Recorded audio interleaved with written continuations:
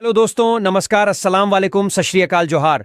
तो आइए जानते हैं फटाफट झारखंड की तमाम छोटी बड़ी खबरों को। अगर अभी तक आपने इस वीडियो को लाइक नहीं किया है तो लाइक कर दें। साथ ही इस चैनल को यानी स्टेट न्यूज झारखंड चैनल को सब्सक्राइब कर दें ताकि आप झारखंड की खबरों से अवगत रह सकें, साथ ही आप खुद भी अपडेट रह सकें। तो चलिए शुरू करते हैं। 16 लाख महिलाओं के खाते में आ गए 7,500 रुपये, लेकिन अगले महीने से बढ़ेगी फिर टेंशन। महिलाओं के खाते में मैया सम्मान योजना की राशि आनी शुरू हो गई। बिना आधार लिंक वाले 16 लाख महिलाओं के बैंक खाते में एक साथ 7,500 रुपये भेज दी गई है। ये राशि जनवरी से लेकर मार्च तक की है। पिछले दिनों हुए कैबिनेट की बैठक में इस पर निर्णय लिया गया था, जिसके बाद अब विभाग ने खाते में पैसे भेजने शुरू कर दिए हैं। वेरिफिकेशन के बाद शनिवार देर शाम पलामू और गुमला के कुछ लाभुकों के खाते में पैसे गए। अगले 2 सप्ताह में सभी पात्र लाभुकों के खाते में पैसे चले जाएंगे। आपको बता दें कि सरकार ने दिसंबर तक 56 लाख महिलाओं को पैसे दिए थे, पर मार्च में 38 लाख महिलाओं को राशि मिली थी। बचे हुए लगभग 18 लाख लाभुकों में से करीब 2 लाख मामले डुप्लीकेशन के मिले। वहीं आधार से बैंक खाते लिंक नहीं होने के कारण 16 लाख लाभुकों को होल्ड पर रखा गया था। पिछले दिनों कैबिनेट की बैठक में वेरिफिकेशन के बाद इन खातों में अगले 2 सप्ताह के अंदर पैसे भेज दिए जाएंगे। कैबिनेट ने मैया सम्मान योजना में महत्वपूर्ण संशोधन करते हुए फैसला लिया था कि मार्च तक जिन लाभुकों के बैंक खाते आधार से लिंक नहीं हैं, वेरिफिकेशन के बाद उन्हें जनवरी से मार्च तक के पैसे दिए जाएंगे। सरकार ने दिसंबर तक 56 लाख महिलाओं को पैसे दिए थे, पर मार्च में 38 लाख महिलाओं को राशि मिली थी। बचे हुए लगभग 18 लाख लाभुकों में से करीब 2 लाख मामले डुप्लीकेशन के मिले। वहीं आधार से बैंक खाते लिंक नहीं होने के कारण 16 लाख लाभुकों को होल्ड पर रखा गया था। झारखंड पुलिस को हेमंत सरकार की बड़ी भेंट। अब सभी पुलिसकर्मियों को देगी स्मार्टफोन, मिलेंगे रिचार्ज के पैसे। झारखंड पुलिस बहुत जल्द हाईटेक होने वाला है। अब पुलिस को किसी भी मामले की जांच के लिए अलग से स्मार्टफोन मुहैया कराया जाएगा। इससे संबंधित राज्य सरकार के गृह विभाग ने आदेश जारी किया है। साथ ही सभी जिला स्तर पर पहल भी शुरू कर दी गई है। इसके तहत किसी भी केस के लिए अनुसंधानकर्ताओं को स्मार्टफोन देने की योजना बनाई गई है। बता दें कि सभी स्मार्टफोन नई तकनीक से लैस होगी। गौरतलब है कि 1 जुलाई 2024 से प्रभावी बीएनएसएस 2023 के प्राविधान के मुताबिक सभी अनुसंधानकर्ता इलेक्ट्रॉनिक माध्यमों से साक्ष्य का संकलन करेंगे। इसमें वीडियोग्राफी और फोटोग्राफी भी शामिल रहेगी। बता दें कि स्मार्टफोन उपयोग करने वाले जांचकर्ताओं को सरकार की ओर से डेटा के लिए 500 रुपये प्रतिमाह दिया जाएगा। इसके तहत झारखंड सरकार की ओर से आवंटन प्राप्त होने पर सभी जिला को पुलिस मुख्यालय द्वारा निर्धारित राशि दी जाएगी। मीडिया रिपोर्ट्स के मुताबिक सभी अनुसंधानकर्ताओं को 25,000 रुपये तक का स्मार्टफोन लेना अनिवार्य किया गया है। अनुसंधानकर्ता मोबाइल फोन क्रय करने से संबंधित विपत्र या रसीद की कॉपी अपने पास रखेंगे, ताकि 4 साल के बाद नया या दूसरा मोबाइल लेने के पश्चात राशि की क्षतिपूर्ति के समय उसे जमा किया जा सके। वहीं मोबाइल फोन गुम और चोरी होने की स्थिति में विधिवत कार्रवाई की जाएगी। इसके अलावे अगर जांचकर्ता तय राशि 25,000 से अधिक राशि का मोबाइल फोन खरीदता है तो भी उन्हें 25,000 की ही प्रतिपूर्ति मान्य होगी। बाकी राशि का भुगतान उन्हें खुद करना पड़ेगा। और 25,000 से कम कीमत का मोबाइल खरीदते हैं तो उनके द्वारा भुगतान की गई वास्तविक राशि की प्रतिपूर्ति ही मान्य होगी। मोबाइल फोन का रख रखाव, सुरक्षा एवं डाटा की गोपनीयता अनुसंधानकर्ता की व्यक्तिगत जिम्मेदारी होगी। साथ ही यह ध्यान रखेंगे कि अविश्वसनीय इंटरनेट साइट्स को उक्त मोबाइल फोन से एक्सेस नहीं करेंगे। जानकारी के अनुसार 4 साल के बाद अनुसंधानकर्ता को मोबाइल फोन को जिला संपत्ति शाखा में जमा कर प्रमाण पत्र लेना होगा। सिरमटोली सरना स्थल के द्वार से हटाया गया फ्लाईओवर का रैंप। जुलूस के दौरान लोगों को नहीं होगी परेशानी। पिछले 1 महीने से रांची में बन रहे डोरंडा सिरमटोली फ्लाईओवर और सरना स्थल विवाद के केंद्र में है। आदिवासी समुदाय के लोगों और कई आदिवासी संगठनों को सिरमटोली सरना स्थल के मुख्य द्वार के ठीक सामने फ्लाईओवर के रैंप पर आपत्ति है। रैंप फ्लाईओवर का वह हिस्सा होता है जहां फ्लाईओवर जमींदोज होता है। आदिवासी संगठनों का कहना है कि धार्मिक और ऐतिहासिक महत्व के सरना स्थल के ठीक सामने फ्लाईओवर का रैंप बनाने से सरना स्थल तक जाने का रास्ता काफी संकरा हो जाएगा और इससे सरहुल जुलूस के दौरान निकलने वाले अखाड़ों को परेशानी होगी। अब जबकि 1 अप्रैल को सरहुल जुलूस निकाला जाना है और राजधानी के विभिन्न इलाकों से लोग पारंपरिक परिधान में नाचते गाते सिरमटोली सरना स्थल पहुंचेंगे। ऐसे में मीडिया ने सिरमटोली सरना स्थल और फ्लाईओवर का जायजा लिया तो देखा गया कि सरहुल जुलूस के मद्देनजर सरना स्थल के मुख्य द्वार के सामने बने रैंप को फिलहाल हटा दिया गया है। ऐसी व्यवस्था की गई है कि अब अगर बड़ी संख्या में लोग जुलूस की शक्ल में सरना स्थल पहुंचते भी हैं तो उन्हें किसी तरह की परेशानी नहीं होगी। सिरमटोली सरना स्थल और डोरंडा सिरमटोली फ्लाईओवर रैंप विवाद पिछले 1 महीने से सुर्खियों में है। कई आदिवासी संगठनों ने विधानसभा के बजट सत्र के दौरान रांची बंद तक का आह्वान किया था, जिसमें मानव श्रृंखला बनाने से लेकर रैंप हटाने तक का विरोध किया गया था।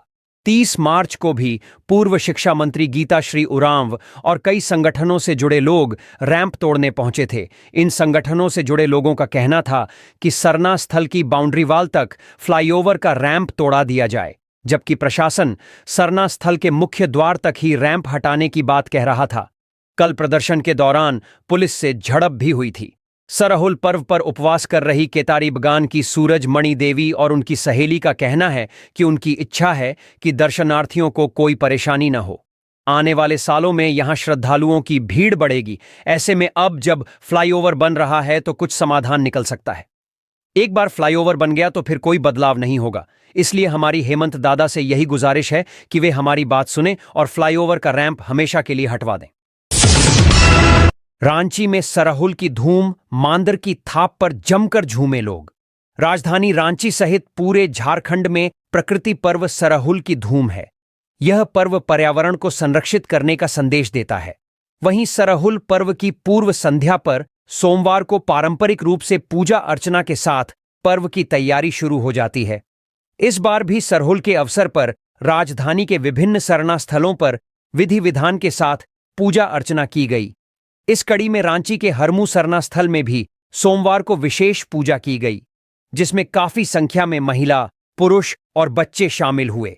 वहीं सरहुल की पूर्व संध्या पर रांची विश्वविद्यालय के दीक्षांत मंडप में सरना नवयुवक संघ केंद्रीय समिति के द्वारा कार्यक्रम का आयोजन किया गया, जिसमें बतौर मुख्य अतिथि रांची विश्वविद्यालय के कुलपति अजीत कुमार सिन्हा के अलावे राज्य सरकार के कल्याण मंत्री चमरा लिंडा भी बतौर अतिथि शामिल हुए।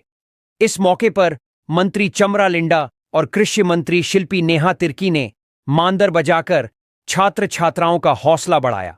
इस अवसर पर राज्य के पूर्व मंत्री बंधु तिर्की और रांची विश्वविद्यालय के कुलपति अजीत कुमार सिन्हा ने छात्र छात्राओं और शिक्षकों को सरहुल की बधाई दी।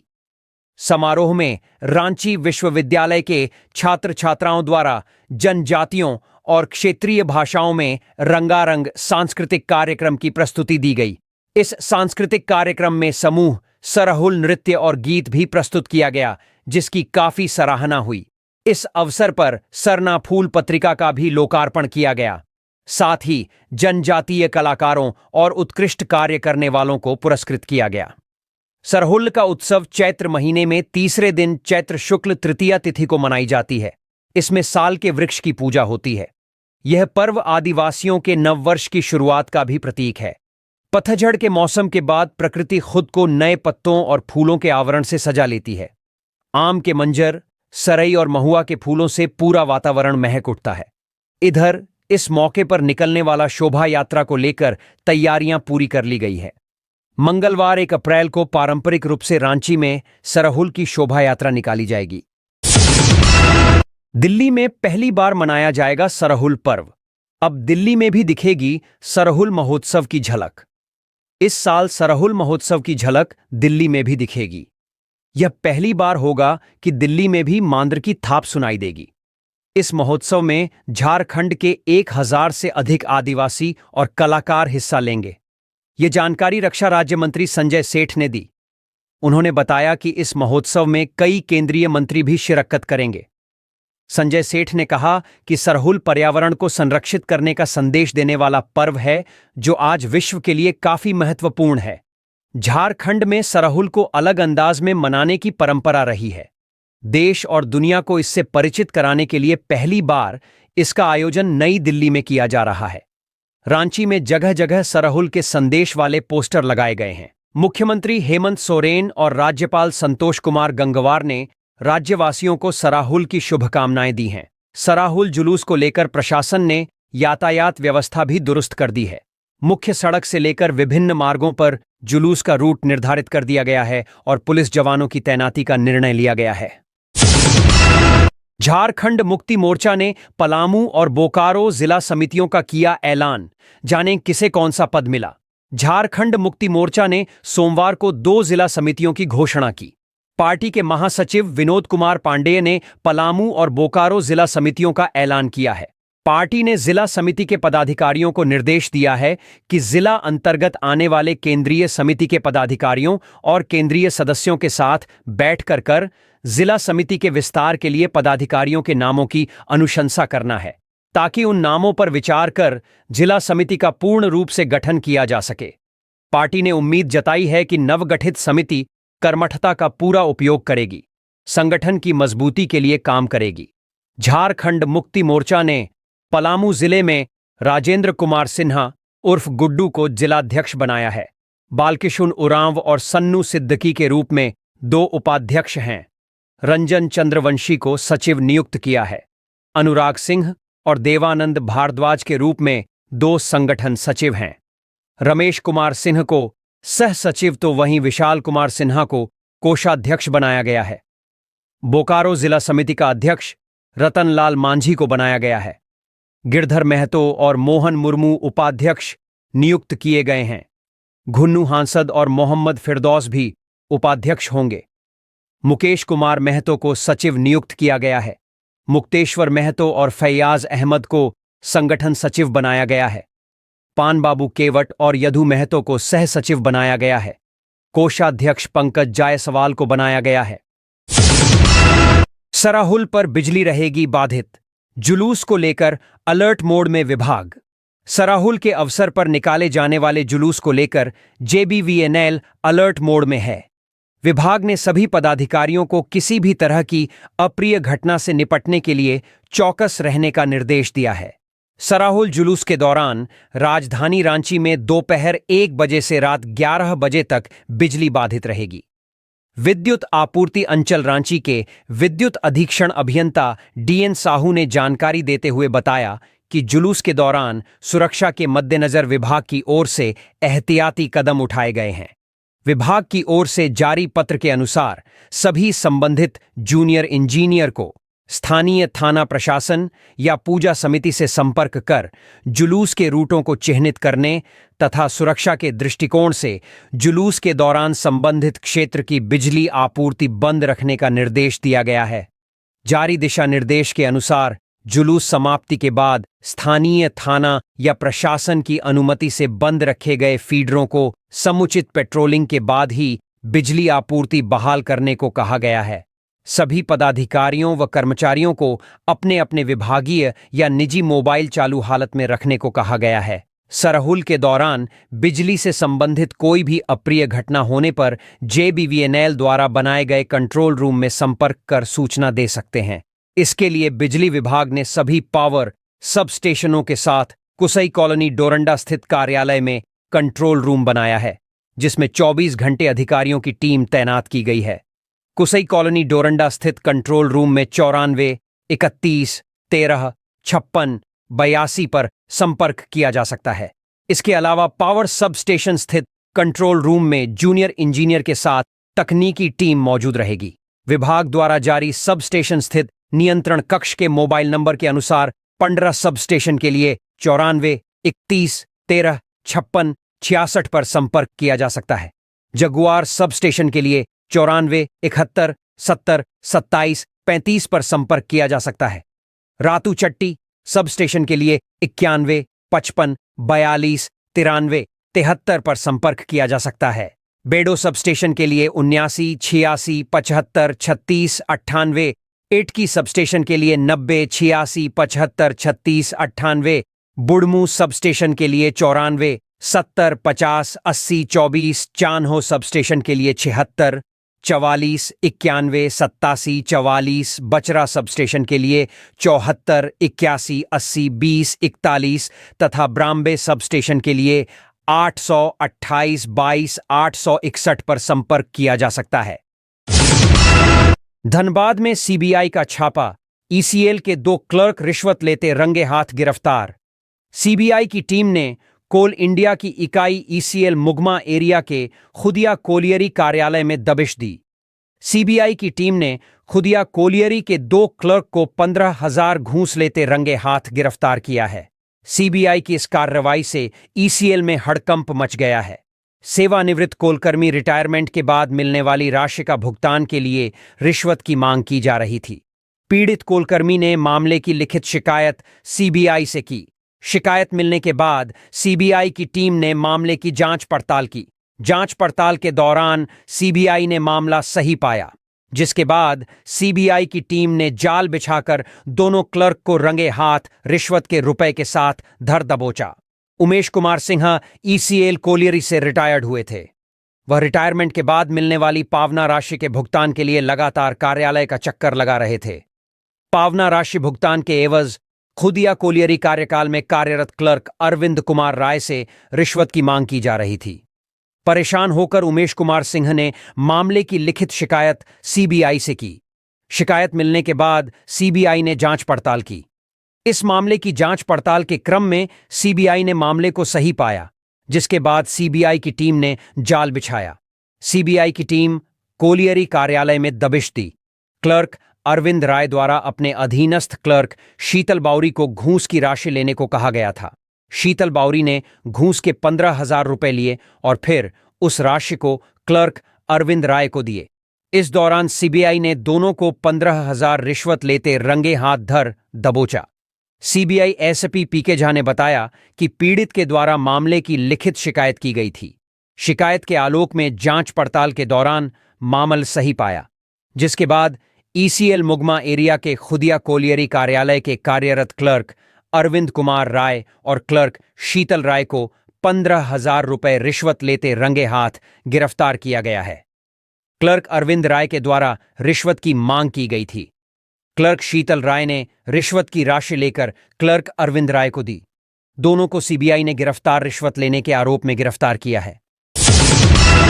आखिर किसे मिलेगी झारखंड भाजपा की कमान? इन 4 नामों पर चर्चा तेज। संगठनात्मक चुनाव के बाद हो सकती है घोषणा। झारखंड भाजपा की कमान किसे मिलेगी, यह इन दिनों चर्चा का विषय बना हुआ है। कई नामों पर कयास लगाए जा रहे हैं, जिनमें पूर्व मुख्यमंत्री रघुवर दास, सांसद विद्युत वरण महतो, मनीष जायसवाल और आदित्य साहू के नाम शामिल हैं। पार्टी के इन बड़े नेताओं के नाम पर जितनी मुंह, उतने नाम प्रदेश भाजपा के अंदर चल रही है। इन सब के बीच बीजेपी प्रदेश अध्यक्ष के साथ साथ नेता प्रतिपक्ष की जिम्मेदारी संभाल रहे बाबूलाल मरांडी के नेतृत्व में संगठन का कामकाज जैसे तैसे चल रहा है। रांची के भाजपा सांसद और देश के रक्षा राज्य मंत्री संजय सेठ से जब इस विषय पर पूछा गया तो वे गोलमोल जवाब देते नजर आए। उनका कहना है कि पार्टी का केंद्रीय नेतृत्व नए प्रदेश अध्यक्ष को लेकर निर्णय लेगा। झारखंड भाजपा का सदस्यता अभियान 31 जनवरी को समाप्त होने के बाद पार्टी ने बूथ, मंडल और जिलाध्यक्षों का चुनाव 1 फरवरी से कराने का निर्णय लिया था। हालत यह है कि 2 माह बीतने के बावजूद बूथ और मंडल स्तर की कमेटी नहीं बन पाई है। बूथ और मंडल कमेटी बन जाने के बाद जिला कमेटी गठित की जाएगी। पार्टी के संवैधानिक व्यवस्था के तहत 50% जिलों में संगठनात्मक चुनाव होने के बाद प्रदेश अध्यक्ष बनाने की प्रक्रिया शुरू हो सकती है। संगठनात्मक चुनाव पूर्ण होने में हो रही देरी पर भाजपा मीडिया प्रभारी शिवपूजन पाठक कहते हैं कि जिलों में यह प्रक्रिया चल रही है। हालांकि थोड़ी देरी जरूर हुई है, लेकिन सब कुछ समय पर हो जाएगा। उन्होंने प्रदेश अध्यक्ष के चयन में किसी जाति विशेष को ध्यान में रखकर इसका निर्धारण करने से इनकार करते हुए कहा कि पार्टी सर्वव्यापी, सर्वसमावेशी और सर्वस्पर्शी में विश्वास करती है, जिसके तहत समाज के सभी वर्गों का और जातियों का ख्याल रखा जाता है। ऐसे में यह कहना कि किसी कास्ट लाइन पर प्रदेश अध्यक्ष का चुनाव होगा, यह उचित नहीं है। बहरहाल, संगठन पर्व के जरिए प्रदेश में नए सिरे से संगठनात्मक ढांचा तैयार करने में जुटी बीजेपी अभी भी विधानसभा चुनाव परिणाम से उबर नहीं पाई है। यही वजह है कि पार्टी के अंदर जो उत्साह संगठन पर्व में भी दिखना चाहिए, वह नहीं दिख रहा है। अडानी पावर में स्थायी नौकरी की मांग को लेकर रैयतों का हंगामा, प्रदर्शन। देश के चर्चित उद्योगपति गौतम अडानी की गोड्डा के मोतिया स्थित बिजली कंपनी अडानी पावर में स्थायी नौकरी की मांग को लेकर जमीनदाताओं, रैयतों ने मोर्चा खोल दिया है। कंपनी में पिछले 10 वर्षों से काम कर रहे 178 अस्थायी कर्मियों ने सोमवार की सुबह कंपनी के गेट पर जमकर विरोध प्रदर्शन व हंगामा किया। इसी दौरान सुरक्षा प्रभारी ने एक कर्मी के साथ दुर्व्यवहार कर दिया। इससे प्रदर्शनकारी उग्र हो गए और सुरक्षा कर्मियों के साथ धक्का मुक्की करने लगे। हो हंगामा की सूचना मिलते ही मोतिया थाना की पुलिस मौके पर पहुंची और प्रदर्शनकारियों का समझा बुझाकर शांत कराया। प्रदर्शन कर रहे कर्मियों ने बताया कि उन लोगों ने अडानी पावर को अपनी जमीन दी है। प्लांट खुलने के वक्त कंपनी के अधिकारियों ने मुआवजा के साथ कंपनी में स्थायी नौकरी देने का करार किया था। शुरुआती दौर में उन्हें अडानी कंपनी के अधीन कार्य कर रही इनयू कंपनी में नौकरी मिली। बताया गया कि दोनों कंपनियां एक ही हैं। करीब 10 वर्ष सेवा देने के बाद एक दिन पहले सभी को मेल भेजकर कहा गया कि अब आप दूसरी कंपनी रद्द सिद्धि के अधीन काम करेंगे। इससे सभी कर्मी भड़क गए और स्थायी नौकरी देने की मांग को लेकर कंपनी का गेट जाम कर धरना पर बैठ गए। रागिनी झा ने बताया कि कंपनी ने नौकरी देने से पूर्व गारंटी के तौर पर भी 5.5 लाख की राशि वसूली थी और बदले में वेतन के रूप में मात्र 10-15 हजार रुपए ही देती है। उन्होंने कहा कि आगे आंदोलन और तेज किया जाएगा। आमरण अनशन के साथ जरूरत पड़ी तो गेट पर ही आत्मदाह कर प्राण त्याग देंगे। इधर प्रबंधन की ओर से बताया गया है कि नियोक्ता कंपनी का सिर्फ नाम बदला है, सुविधाएं पहले जैसी ही मिलेंगी। इसमें परेशान होने वाली कोई बात नहीं है। गैंगस्टर अमन साहू का जल्द खुलेगा राज। गैंग के इस गुर्गे को विदेश से लाने के लिए झारखंड एटीएस की टीम तैयार, मिली प्रत्यर्पण की अनुमति। अमन साहू के सबसे करीबी माने जाने वाले मयंक सिंह उर्फ सुनील सिंह मीणा को अजरबैजान से भारत लाने की तैयारी तेज कर दी गई है। एटीएस एसपी आरशब झा के साथ 3 सदस्यीय टीम भी अजरबैजान जाएगी। अजरबैजान की शीर्ष अदालत ने मयंक सिंह के प्रत्यर्पण को अनुमति दे ही है। प्रत्यर्पण की अनुमति मिलने के बाद पुलिस मुख्यालय ने पहल करते हुए विदेश जाने की अनुमति के संबंध में गृह विभाग को पत्र भेजा है। गृह विभाग से अनुमति मिलते ही एटीएस की टीम अजरबैजान के लिए रवाना हो जाएगी। गौरतलब है कि झारखंड में गैंगस्टरों के खात्मे के लिए पुलिस मुख्यालय एक्शन में है। एटीएस को खुली छूट दे दी गई है ताकि गैंगस्टरों का पूरी तरह सफाया किया जा सके। पुलिस मुख्यालय ने प्रिंस खान, अमन श्रीवास्तव, विकास तिवारी समेत कई गैंग को अपने टारगेट पर रखा है। अमन साहू के एनकाउंटर के बाद मयंक और राहुल सिंह ने गैंग की कमान संभाल रखी है। अमन साहू गिरोह से जुड़े सभी कॉल भी मयंक सिंह के नाम से किए जाते थे।